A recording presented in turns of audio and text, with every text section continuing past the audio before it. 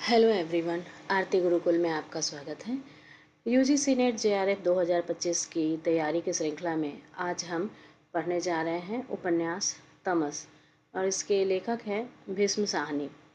ये उपन्यास जो है ये आज़ादी के समय जो भारत का विभाजन हुआ था उसका एक जीवंत दस्तावेज है। और इसमें आप देखेंगे, अगर आपको कभी भी समय मिले तो ये उपन्यास आप ज़रूर पढ़िएगा, क्योंकि आप देखेंगे इस उपन्यास में कि किस तरह से उस समय मानवता जो थी वो हमारी बिल्कुल मानवता का ह्रास हो चुका है। इस कहानी में यही दर्शाया गया है कि किस तरह से मानवता अपने आप को बुरा दिखाने में और अपने आप को घृणित दिखाने में पूरे चरम पर थी। इस उपन्यास में जो सांप्रदायिकता है और भारत के विभाजन के समय स्त्रियों की दुर्दशा और राजनीति, धर्म, किस तरह से ये सारी चीज़ें मिलकर मानवता का ह्रास कर रहे थे, ये उसका संपूर्ण दस्तावेज आपको इस उपन्यास में मिलेगा। और ये उपन्यास हर एक भारतीय के लिए पढ़ना बहुत ज़रूरी है। ये हमारे यूजीसी नेट के सिलेबस में लगा हुआ है, पेपर 2 हिंदी में, और यूनिट 6 है उपन्यास का जो है उसमें ये लगा हुआ है। तो आइए आज हम लोग इस उपन्यास को पढ़ते हैं एग्ज़ाम के नज़रिए से, जिसमें मैं आपको बतलाऊंगी कि उसका कहानी का सारांश, पात्र परिचय और जो मुख्य कथन है वो। लेकिन आज के एपिसोड में हम कवर करेंगे सिर्फ पात्र परिचय, क्योंकि इस उपन्यास में बहुत सारे पात्र हैं और आपको उन पात्रों का एक तरह से चरित्र चित्रण पढ़ना जानना बहुत ज़रूरी है, क्योंकि उससे बहुत सारे प्रश्न आते हैं। तो आज हम उसका केवल पात्रों का परिचय जानेंगे और उनका चरित्र चित्रण देखेंगे कि वो उनका व्यवहार क्या है, उनका कार्यशैली और मतलब उनका क्या रोल है इस उपन्यास में। और इसके बाद जो नेक्स्ट एपिसोड होगा उसमें मैं आपको सारांश और मुख्य कथन उसमें मैं आपको बतला दूंगी। तो चलिए शुरू करते हैं।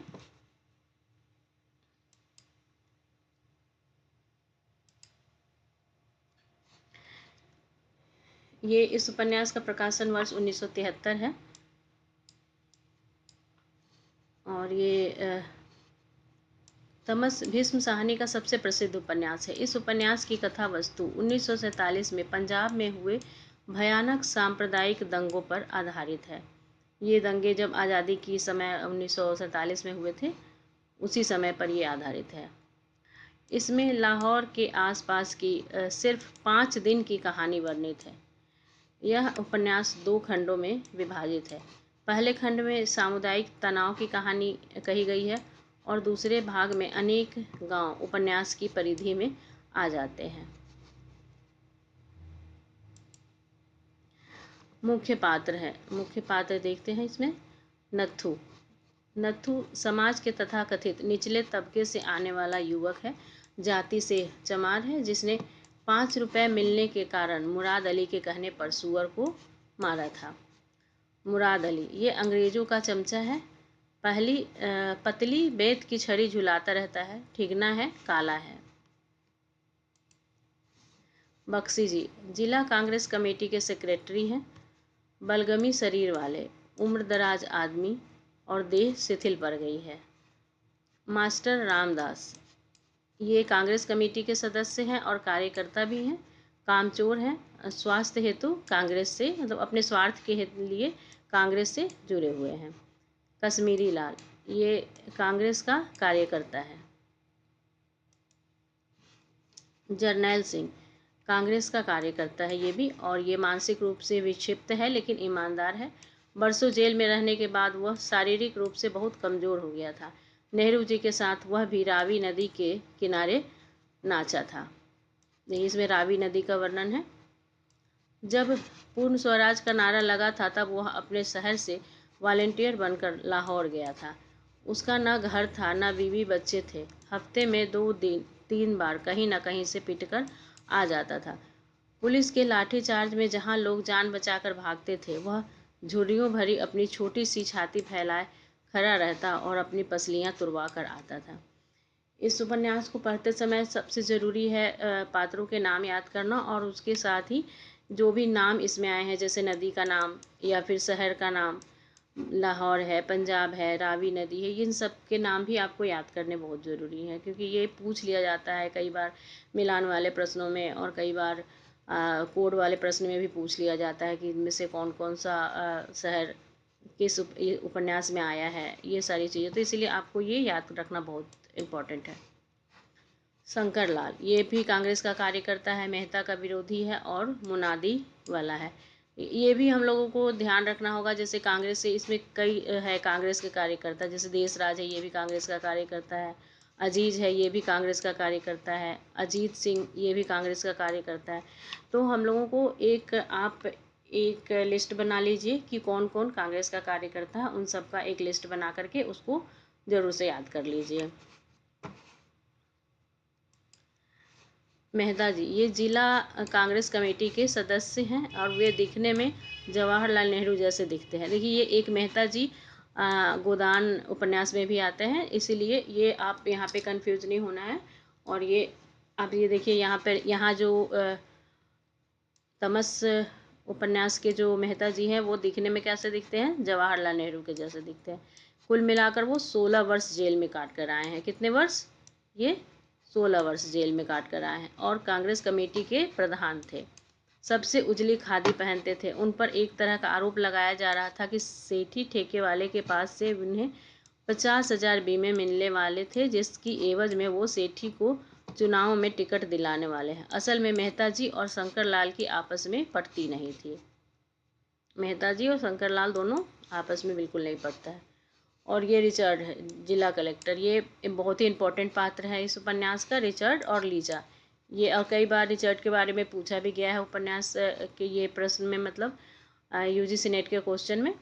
तो आप इसको ज़रूर से याद रखिएगा। ये जिला कलेक्टर है रिचर्ड।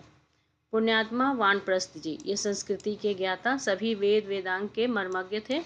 पठन पाठन और हवन यज्ञ के अतिरिक्त हिंदू संगठन के पुण्य कार्य भी बड़ी लगन से करते थे। देवदत्त, ये कम्युनिस्ट थे। मास्टर देवव्रत, एक देवदत्त है और एक मास्टर देवव्रत है। तो मिलते जुलते नामों से आपको बिल्कुल भी कंफ्यूज नहीं होना है, इसलिए मिलते जुलते नामों पर आप ज़्यादा ध्यान दिया कीजिए। मास्टर देवव्रत, ये अखाड़ा संचालक है, हिंदू संगठन के युवकों को लाठी चलाने का काम सिखाते हैं मास्टर देवव्रत। दानवीर प्रधान, शहर के जाने माने व्यापारियों में से एक हैं। हिंदू संगठन को 200 लाठियों के दाम की रकम दान में दी। इनका 15 साल का बेटा रणवीर मास्टर देवव्रत का शिष्य था। मंत्री जी, हिंदू संगठन की ओर से मंदिर में मोर्चा संभालने के लिए मीटिंग करने वाले थे। रणवीर, 15 साल का तरुण। ये रणवीर के बारे में भी कई बार प्रश्न आ चुका है एग्जाम में। 15 साल का तरुण रणवीर दानवीर प्रधान जी का बेटा था, मास्टर देवव्रत का शिष्य था और अखाड़े में शिक्षा लेने जाता था। बोधराज, ये रणवीर की तरह यह भी मास्टर देवव्रत के अखाड़े का शिष्य था और ये लेट कर बाण चला सकता था, शब्द भेदी बाण चला सकता था, शीशे में अक्स देख कर बाण चला सकता था और लटकती रस्सी को भी निशाना बनाकर बाण चला सकता था। तो ये दोनों जो है मास्टर देवव्रत के शिष्य हैं। कौन कौन? रणवीर और बोधराज। धर्मदेव, ये भी धर्मदेव भी रणवीर की भांति मास्टर देवव्रत के अखाड़े का शिष्य था। यानी ये तीनों अखाड़े के शिष्य थे, बोधराज और धर्मदेव और रणवीर। कारतूसों की खाली पेटी उठा लाया था। रणवीर की भांति मास्टर देवव्रत के अखाड़े का शिष्य कहीं से कारतूसों की खाली पेटी उठा लाया था, ताकि उस कमरे में शस्त्र अस्त्रों का आभास होता रहे, जिससे रणवीर ने शास्त्रागार बनाया था। नायक, ये कमस रीत के बाबू मस्त राम का बेटा था। स्थानीय कॉलेज में फर्स्ट ईयर में पढ़ता था। मास्टर देवव्रत के अखाड़े के शिष्यों वाली मंडली में केवल यही एक युवक था जो जेबों वाली फौजी कमीज पहनता था। शंभू, रणवीर की भांति मास्टर देवव्रत के अखाड़े का शिष्य। इंद्र, ये भी रणवीर की भांति मास्टर देवव्रत के अखाड़े का शिष्य था। तो आप देख रहे हैं कि इसमें देवव्रत के अखाड़े के शिष्यों की संख्या बहुत सारी है, लगभग 5 तो हमने देख ली। तो आपको इनका भी एक अलग लिस्ट बनाना होगा जो देवव्रत के अखाड़े के शिष्य हैं, क्योंकि एनटीए का कोई ठीक नहीं है वो किस तरह के प्रश्न पूछ ले। मनोहर, ये भी रणवीर की भांति देवव्रत के अखाड़े का शिष्य था। मनोहर, इंद्र, शंभू, रणवीर, ये सभी उस दल के सदस्य थे जो दंगों में हिंदुओं की ओर से मोर्चा संभाल रहे थे। रणवीर कद में छोटा था, इसीलिए वह मन ही मन अपने आप को शिवाजी की भूमिका में देखता था। उसी गली से एक इत्र बेचने वाला दंगों के दिन भी अपना इत्र बेचने निकल आया था। गली में रणवीर का पूरा दल था, उसे इंद्र ने चाकू से मार गिराया। किसे मार गिराया? गली में एक इत्र बेचने वाला जो था, उसको किसने मार गिराया? रणवीर के पूरे दल के साथ इंद्र ने चाकू मारा और ये इत्र बेचने वाले को मार गिराया। प्रोफेसर रघुनाथ अकेला ऐसा हिंदुस्तानी आदमी था जिसका जिला कलेक्टर रिचर्ड के साथ में उठना बैठना था। दोनों को ही अंग्रेजी साहित्य और भारतीय इतिहास में रुचि थी। रिचर्ड्स को वह सदा ही एक सुरक्षित व्यक्ति लगा करता था। हयात बख्श मुस्लिम लीग का कार्यकर्ता, ये रूमी टोपी पहनता था। हर्बर्ट, ये लोगों का पहनावा भी आपको ध्यान में रखना होगा कि कौन क्या पहनता था, किस तरह का। इसमें देखिए ये हयात बख्श है जो कि रूमी टोपी पहनता था। मिशन कॉलेज का अंग्रेजी प्रिंसिपल अमन पसंद व्यक्ति था, ये हर्बर्ट।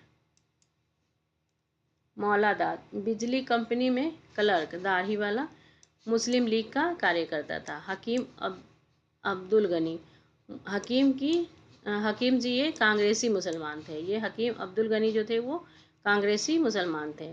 नानबाई, ये नानबाई की दुकान थी जहाँ सभी बैठकर कहवा पीते थे। क्या पीते थे? कहवा पीते थे। लाला लक्ष्मी नारायण, पैसे वाले जाने माने व्यक्ति थे, ऊंचे मकान में रहते थे। शहर के अनेक मुसलमान व्यापारियों के साथ लालाजी व्यापार किया करते थे। शाहनवाज, ये लाला लक्ष्मी नारायण के समधी का पड़ोसी और अच्छा मित्र। उसके पास गहरे नीले रंग की व्यूक गाड़ी थी। उसने दंगों के बीच लाला लक्ष्मी नारायण के परिवार को उसके घर से निकालकर अपनी व्यूक गाड़ी में सदर बाजार में उनके किसी सगे संबंधियों के घर छोड़ दिया था। शाहनवाज रघुनाथ का जिगरी दोस्त था। रघुनाथ की पत्नी शाहनवाज से पर्दा नहीं करती है।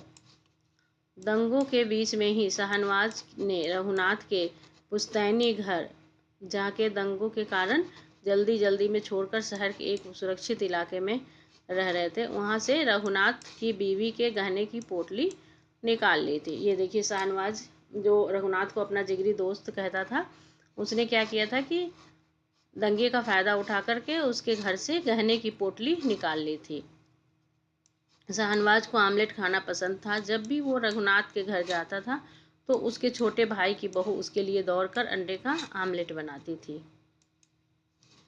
नानकू, ये लाला लक्ष्मी नारायण का नौकर है। फतहदीन, ये भी लाला लक्ष्मी नारायण का ये पड़ोसी है। फातिमा, ये शाहनवाज की पत्नी है। मिल्खी, ये रघुनाथ के पुश्तैनी घर का नौकर था। कि जब शाहनवाज जो है वो रघुनाथ की बीवी के गहने लाने उसके पुश्तैनी घर गया था, तब उसे सीढ़ियों से धक्का देकर गिराकर मार डाला था। रघुनाथ के पुश्तैनी घर के सामने फिरोज खाल वाले का गोदाम था।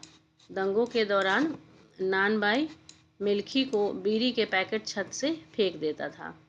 मिल्खी दंगों के दौरान रघुनाथ के घर में अकेला बचा था। वो उसे पीछे से घर रखाने के लिए छोड़ गए थे। घर रखाने के लिए मतलब घर की रखवाली करने के लिए।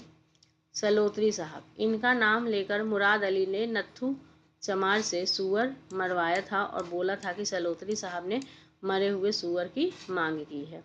जत्थेदार किशन सिंह, गुरुद्वारे में सुरक्षा प्रबंध का मोर्चा किशन सिंह ने संभाल रखा था। किशन सिंह पहले बर्मा की लड़ाई में भाग ले चुका था। देखिए एक और ये दूसरे देश का नाम आ रहा है, बर्मा की। आप ये मत सोचिएगा कि बर्मा है तो ये पता नहीं किस उपन्यास से होगा। ये किस उपन्यास में बर्मा का नाम आ रहा है? तमस में। बर्मा की लड़ाई में भाग ले चुका था और बर्मा की लड़ाई के दांव पेच वह अपने कस्बे के मुसलमानों पर चलाना चाहता था। सुरक्षा की कमान संभालते ही वह घर जाकर अपनी खाकी कमीज पहन आया था, जिस पर इंग्लिशिया सरकार के 3 तमगे थे। हालांकि उसने तमगों वाली खाकी कमीज के नीचे पैजामा ही पहन रखा था।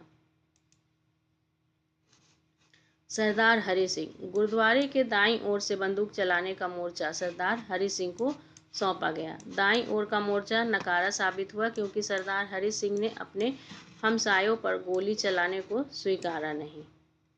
बिशन सिंह मनिहारी वाले, इनकी ड्यूटी खालसा लंगर में लगाई गई थी।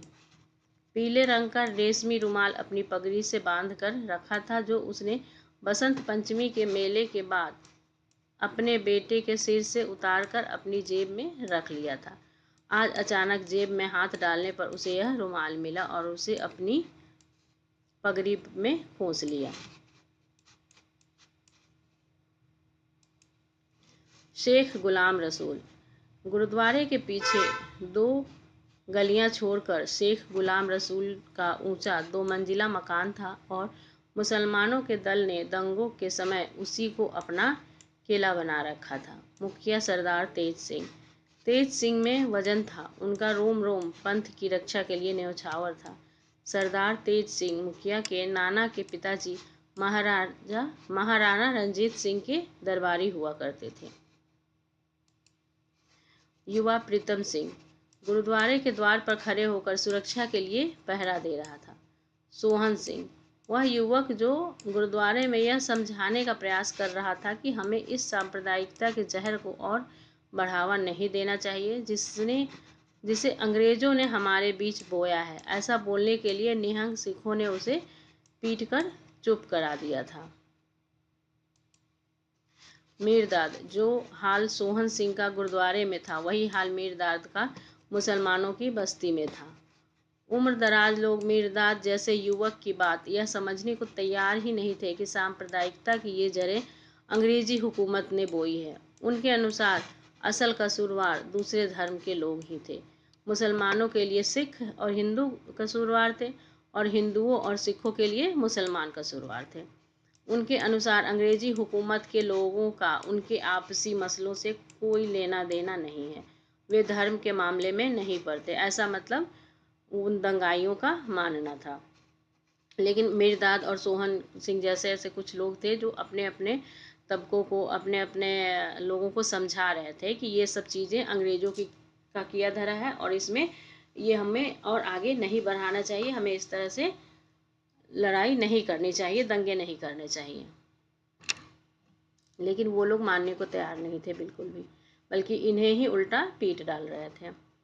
गोपाल सिंह, ये मुखबिर था, गुरुद्वारे की ओर से मुसलमानों के इलाके में घुसकर उनकी नीति का पता लगाने गया था, किंतु जिस घर में छिपा था वहाँ की बुढ़िया ने उसे देख लिया तो किसी तरह जान बचाकर भागा और वापस गुरुद्वारे पहुँच गया। गुरुद्वारे की युद्ध समिति के सदस्य, ये 5 को याद कर लीजिएगा आप लोग। सरदार मंगल सिंह सुनार, प्रीतम सिंह बजाज, भगत सिंह पंसारी, तेज सिंह और किशन सिंह, ये क्या थे? गुरुद्वारे की युद्ध समिति के सदस्य थे। बलदेव सिंह, धर्म रक्षा की उत्तेजना में वो अपनी बूढ़ी माँ को घर पर ही छोड़कर खुद सुबह से गुरुद्वारे आ गया था, यह सोचकर कि माँ तो अब बची नहीं होगी, माँ को तुर्कों ने मौत के घाट उतार दिया होगा। उसने खून का बदला खून से लेने की ठानी और बूढ़े लुहार करीम बख्श की छाती में तलवार भोंककर उसकी हत्या कर दी। इकबाल, मीरपुर में बजाजी की दुकान करता था। इसका बाप हरनाम सिंह ढोक इलाही बख्श में चाय की दुकान करता था। हरनाम सिंह और बंतो ये दंपति थे, दोनों पति पत्नी थे। ढोक इलाही बख्श में अकेले सिख निवासी थे जिनकी दुकान लूट ली गई थी और घर जला दिया गया था। और ये दोनों पात्र बहुत इंपॉर्टेंट है और ये कई बार एग्जाम में बंतो हरनाम सिंह के बारे में पूछा जा चुका है। वह अपनी पत्नी के साथ भागने के लिए मजबूर था। ढोक इलाही बख्श के ही निवासी करीम खान ने हरनाम सिंह को भाग जाने का मशवरा दिया था। जसबीर कौर और इकबाल सिंह क्रमशः हरनाम सिंह और बंतो के बेटी और बेटे थे, तो एक बेटी और एक बेटा था। जसबीर की शादी हो चुकी थी। वो जिस गांव में थी वहाँ सिखों की जनसंख्या ज़्यादा थी, इसीलिए हरनाम सिंह थोड़ा निश्चिंत था कि सभी संगत में एकत्रित हो गए होंगे और जसबीर अकेली नहीं होंगी। किंतु हरनाम सिंह और बंतों को लगातार इकबाल सिंह की चिंता सता रही थी कि वह बेचारा अकेला कहाँ होगा। एहसान अली के घर में हरनाम सिंह और उसकी पत्नी ने भागकर पनाह ली हुई थी। एहसान अली की पत्नी ने हरनाम और बंतों को ऊपर एक अंधेरी कोठरी में बिठा दिया था। जब एहसान अली लौटा तो वह उसे हरनाम के बारे में बता रही थी कि हरनाम ने देखा कि एहसान अली हरनाम के घर से उसी का ट्रंक चुरा कर लाया था लूट में, और उसकी बहू अकरा उसका ताला तोड़ रही थी। तो हरनाम सिंह ने खुद ही ट्रंक की चाबी दे दी और एहसान अली से कहा कि अच्छा हुआ ये तुम्हारे हाथ लग गया, ये हमारा ही ट्रंक था, पर अब तुम इसे अपना ही समझो। राजो, ये एहसान अली की पत्नी जिसने हरनाम सिंह और बंतों को अपने घर में पनाह दी थी। अकरा, ये एहसान अली और राजो की बहू थी, उनके बेटे रमजान की पत्नी। रमजान एहसान अली और राजो का बेटा था, जो शीला युवक था जिसके सर पर सांप्रदायिकता का खून सवार था। नूरदीन, ये रमजान का साथी था, रमजान के ही गांव का रहने वाला था। गधों पर मिट्टी और ईंट लाद कर ले जाता था। उसके दांतों के ऊपर लाल मसूरे थे, जब हंसता तो मसूरे दूर तक नजर आते थे। रमजान, नूरदीन और उसके अन्य साथियों ने अपनी जान बचाकर भाग रहे सिख इकबाल का पीछा किया और उसकी जान बख्शने के एवज में उससे इस्लाम कबूल करवाया।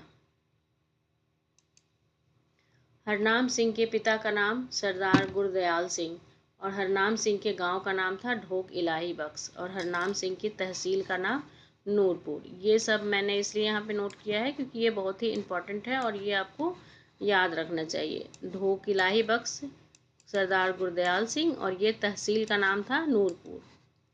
जिस स्कूल में दंगे खत्म होने के पश्चात रिलीफ कैंप बनाया गया था, उस स्कूल का चपरासी एक ब्राह्मण था।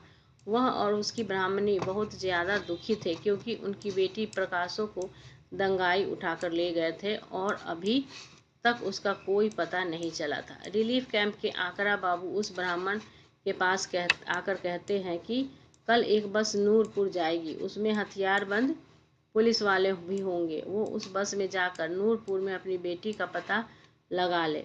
ब्राह्मणी उस आकरा बाबू से कहती है कि अब वो हमारे पास आकर भी क्या करेगी, बुरी वस्तु तो उसके मुंह में पहले ही डाल दी होगी। ब्राह्मण कहता है कि अब प्रकाशो नहीं मिलेगी, जहाँ रहे सुखी रहे।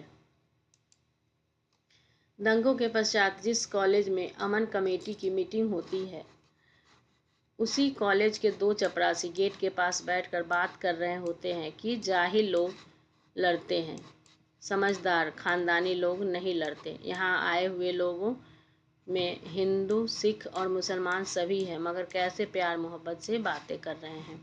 अमन कमेटी की मीटिंग के लिए यही कॉलेज का हॉल चुना गया था, क्योंकि यह कॉलेज न हिंदुओं का था, न सिखों का, न मुसलमानों का था। कॉलेज ईसाइयों का था, प्रिंसिपल भी हिंदुस्तानी था, अमेरिकी पादरी था, बड़ा मिलनसार और बड़ा अमन पसंद। देखिए, ये एक विडंबना दिखाई गई है इस पैराग्राफ के अनुसार। आप देख सकते हैं कि जिसने हिंदू मुसलमान सभी को लड़ाया, जो ईसाई थे, जो कि अंग्रेज थे, उसी ने हिंदू मुसलमानों के बीच में फूट डाला। लेकिन आज ऐसा हो गया है कि वो खुद अमन पसंद कहला रहे हैं और उनके ही कॉलेज में ये मीटिंग की जा रही है, यह कहते हुए कि इसमें न हिंदू है न मुसलमान है, और हिंदू मुसलमान वहाँ ईसाइयों के सामने वो प्रेम से रह रहे हैं, लेकिन आपस में वो लड़ रहे हैं। तो ये इस चीज़ की विडंबना दिखाई गई है कि किस तरह से जो ईसाई थे, ईसाइयों ने मतलब अंग्रेज़ों ने अपना वर्चस्व फैलाने के लिए, अपना राज्य कायम करने के लिए हिंदू मुसलमानों में फूट डलवाकर अब खुद राज किया, उन लोगों के में झगड़े लगाए। लेकिन क्या हुआ कि और खुद वो पाक साफ बने रहें कि सारे लोग उन्हें अमन पसंद कह रहे हैं। तो ये इस उपन्यास के माध्यम से यही दर्शाया गया है। अल्लाह रखा, ये अपने ही गांव की एक हिंदू लड़की प्रकाशों पर अनुरक्त था, जिसे वह दंगे के दौरान अपने घर उठा लाता है और बाद में प्रकाशों की स्वीकृति होने पर उसके साथ ही रहने लगता है। प्रकाशो। दंगे के दौरान अपने ब्राह्मण माता पिता से भटकी हुई युवा ब्राह्मणी, जिसे उसके गांव का ही अल्लाह रखा, अपहरण करके ले जाता है। दोस्तों, अगर आपको मेरा ये क्लास अच्छा लगा हो तो लाइक, कमेंट और सब्सक्राइब कर दीजिएगा, और साथ ही उन लोगों को शेयर भी कर दीजिएगा जो यूजीसी नेट के क्लास फ्री में करना चाहते हैं, क्योंकि ये मैं जो भी चीज़ें मैं पढ़ाती हूँ आपको, उपन्यास, वो मैं कोशिश करती हूँ कि ना सिर्फ एग्ज़ाम के नज़रिए से, बल्कि आपको पूरा का पूरा उपन्यास अच्छे से पढ़ने को मिले। अगर आपने उपन्यास नहीं भी पढ़ा हो, क्योंकि हमारे सिलेबस में 13 उपन्यास लगे हुए हैं और सारे उपन्यास बहुत ही बड़े बड़े हैं, तो उन सभी को पढ़ना हर एक स्टूडेंट के लिए संभव नहीं हो पाता है। तो ऐसे में अगर आप मेरी ये क्लास देखते हैं तो आपको ज़रूरत नहीं पड़ेगी पूरा उपन्यास पढ़ने की। इस क्लास से आपका काफ़ी कुछ कवर हो जाएगा। ठीक है, तो आप इसको शेयर कर दीजिएगा बाकी उन लोगों को भी, जो लोग इसको देखना चाहते हैं, जो फ्री में उपन्यास के बारे में सारी जानकारी हासिल करना चाहते हैं। और अभी जल्दी ही मैं इसका जो जो भी उपन्यास मैंने पढ़ाया है उसका एक टेस्ट भी, मॉक टेस्ट भी लेकर के आ रही हूँ। तो आप बने रहिए मेरे इस चैनल के साथ, और अभी तक आपने सब्सक्राइब नहीं किया है तो सब्सक्राइब कर लीजिए, और सब्सक्राइब कर चुके हैं तो फिर लाइक कर दीजिएगा। और साथ ही अगर इस वीडियो में कुछ कमियां रह गई हों, कुछ भी आप और कुछ चाहते हो कि किसी अलग तरीके से आप चाहते हो कि मैं वीडियो बनाऊं, तो आप उसके लिए कमेंट कर सकते हैं और मुझे हेल्प कर सकते हैं इस वीडियो को और भी अच्छा बनाने के लिए। धन्यवाद।